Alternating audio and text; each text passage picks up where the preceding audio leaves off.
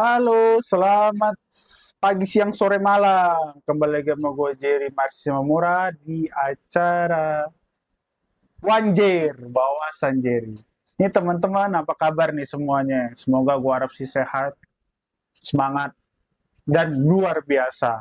Ini hari ini nih, dengan tetap style gue, gaya pakaian jaket kulit, rambut cepat, mirip banget kalau kagak kayak Intel, kayak satpam baru. Makanya nih, muka gue klimis banget.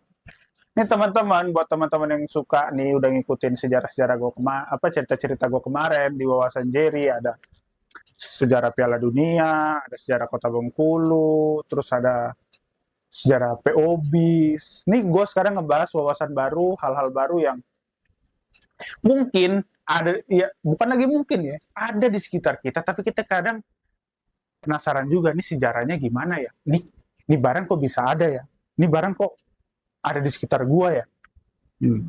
Ini sekarang hari ini gue mau ngebahas tentang air galon atau AMDK, air minum dalam kemasan. Ini gue mau ngebahas tentang uh, air minum dalam kemasan. Ini ya, untuk teman-teman yang biasa minum-minum kayak aqua apa botol minuman kemasan sedang, tanggung, aqua apa minuman gelas. Ini jangan sampai gue sebut merek sih, karena belum in brand ya. Ini pasti familiar banget. Makanya itu untuk teman-teman yang biasa mengkonsumsi, sejarahnya air minum kemasan itu tahun 1910 diciptain nama Hendrik Frank Tilemena dengan produknya Hygieia. Jadi ini seorang Belanda yang pengen jualan air minum tapi di kemasan. Nih, kemasan yang segini nih. Ntar nih buat teman editor ada kemasan segini, segini sama yang galon. Ntar di samping gua nih. Jadi ini sebenarnya dia niatnya ini jual minum air kemasan biar nih teman-teman atau para pembeli-pembeli ini nggak ribet lagi. Jadi nggak bawa botol minum apa segala macam. Jadi kalau misalnya dia mau jalan atau pergi nggak ada botol minum ya bisa beli air minum kemasan. Terus perjalanan-perjalanan tahun 1910 juga air minum itu masuk ke Indonesia cuman kurang laku gara-gara ya kita masih masyarakat segitu masih belum ada duit untuk membeli minum yang air putih lagi ya untuk harga yang kemahalan makanya kurang laku sampai akhirnya beberapa puluh tahun kemudian di tahun 1970-an nih melalui perusahaan Tirto akhirnya terbentuklah nih perusahaan yang ngebuat air minum dalam kemasan. Produknya cukup terkenal kalau kalian teman-teman tahu namanya produk Aqua. Hmm. Dia ngebuat minuman dalam kemasan ini niatnya biar karena dulu ketika dia kerja di Pertamina ada tamunya dari luar negeri itu yang ngerasa sakit perut gara-gara dia minum langsung dari air keran. Nih, karena itu dia niat nih pengen bikin bentuk air minum dalam kemasan biar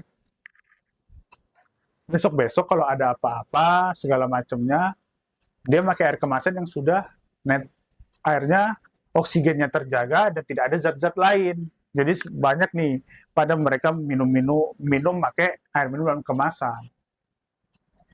Awal awal usahanya pun juga nggak gampang apalagi di masyarakat Indonesia ya dengan cerita negara kita negara surga dengan segala sumber daya alam yang banyak. Jadi penjualan air kemasan itu agak berat lah. Sampai di kemudian hari bahwa ternyata penggunaan air minum kemasan ini untuk teman-teman kita yang kecapean atau segala macam yang tidak bawa botol minum sangat berguna di tengah masyarakat. Sumber-sumber air minum ini biasanya dari mana nih? Buat teman-teman yang tahu atau yang sering lihat iklannya pasti tahu lah ya sumber air minumnya itu uh, cukup beragam. Bukan cukup beragam, cukup satu ragam, yaitu dari pegunungan. Kalau dibilang cukup beragam, ntar dikira air sungai lagi. Enggak, ini tetap dari pegunungan. Jadi teman-teman, buat teman-teman semua, sumber air minum itu tuh biasanya dari air pegunungan, masuk ke pabrik, kena sinar ultraviolet, sinar apa segala macam, biar mati nih kuman-kumannya, biar mereka netral di dalamnya oksigennya terjaga untuk dikonsumsi bersama. dikonsumsi masyarakat, bukan bersama ya. Tapi bersama juga boleh. Nih teman-teman, gue lanjutin lagi nih. Buat air minum dalam kemasan. Jadi ini nggak kefokus sama air galon yang gue jelasin di awal tadi ya. Tapi ini air minum dalam kemasan secara umum. Air minum dalam kemasan itu punya kelebihan sama kekurangan.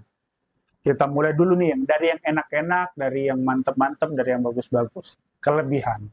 Kelebihannya air dalam kemasan itu satu, pertama nih, kayak mineral. Jadi di dalam air kemasan yang tadi gue jelasin diambil dari pegunungan itu, banyak tuh mineral-mineral dari dalam air itu yang terserap di dalam air minum dalam kemasan. Ada magnesium, ada kalsium, ada dan wah banyak deh pokoknya. Jadi itu bagus untuk kesehatan. Yang kedua, dia praktis. Kenapa dia praktis? Ya namanya juga dalam kemasan. Jadi kalau misalnya lo mau minum, tiba-tiba di jalan gak mau minum, jadi pas lo jalan, aduh, gue haus nih, tapi gue gak bawa botol minum, gue bawa duit. Ya lo tinggal pergi ke toko atau warung atau segala macam, lo tinggal beli, karena beli minum, ya kan? Nah, gampang. Jadi sebenarnya air minum kemasan ini juga punya lagi kelebihannya, melancarkan otot perut. Jadi otot-otot di dalam usus, otot-otot dalam usus perut nih biar memperlancar pencernaan, maksudnya sih gitu. Jadi magnesium yang terkandung di dalam itu minuman ngebantu kalian nih yang lagi sembelit apa segala macam minum air putih yang rajin, yang teratur. Nah nanti tuh kotoran-kotoran yang sudah menumpuk di perut bisa kebantu deh, kedorong pagi-pagi kebuang deh tuh semua kotoran-kotoran di dalam perut. Dan juga itu membantu kita menyehatkan tulang melalui kalsiumnya. Kan tadi udah gue singgung bahwa dia itu kayak mineral. Melalui kalsium yang ada di dalam minuman itu, minuman dalam kemasan itu ngebantu kalian buat bisa lebih kuat nih tulang-tulangnya nih. Jadi nggak tulang-tulang yang di Medan aja yang kuat kalau buat orang Batak. Tulang-tulang manusia yang membangun badan ini bisa juga lebih kuat.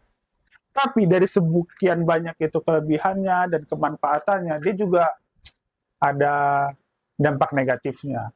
Yang pertama, masih banyak bahan produk-produknya itu berbahan plastik. Kalian tahu sendiri bahwa sampah plastik di dunia ini udah sangat banyak dan menumpuk. Karena sampah plastik itu susah diuraiin dalam tanah. Maka dari itu, dengan adanya minuman dalam kemasan ini bikin kita jadi ketergantungan atau produksi sampah itu jadi menumpuk dan banyak, dan itu yang menjadi disayangkan dan lagi diupayakan bagaimana caranya untuk menguranginya. Mungkin buat teman-teman sekarang ada sih caranya, mungkin dengan pengisian air minum isi ulang lewat galon atau mungkin nuker produknya di warung, jadi tukar yang kosong beli yang masih isi ke warung-warung. Itu sih membantu banget. Jadi buat teman-teman yang punya air galon atau air minum gede, kalau bisa sih dijual kayak gitu aja, ditukar biar mengurangi sampah-sampah. Selain dari bahaya plastik dan tidak ramah lingkungan yang gue jelasin tadi, harga-harga air minuman itu lebih mahal, pastinya pasti lebih mahal. Karena apa? Karena dia udah jadi kemasan dan udah jadi produk.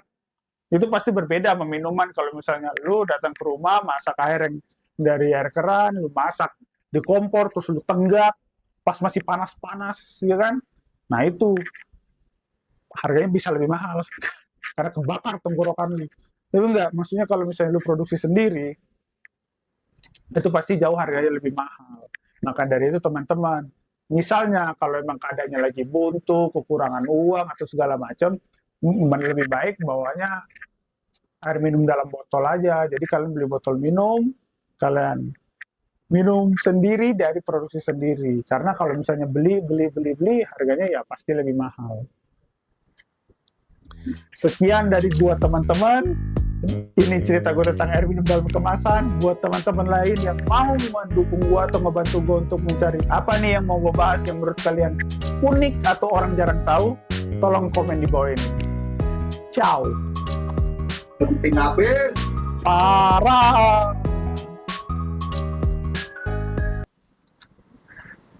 Terus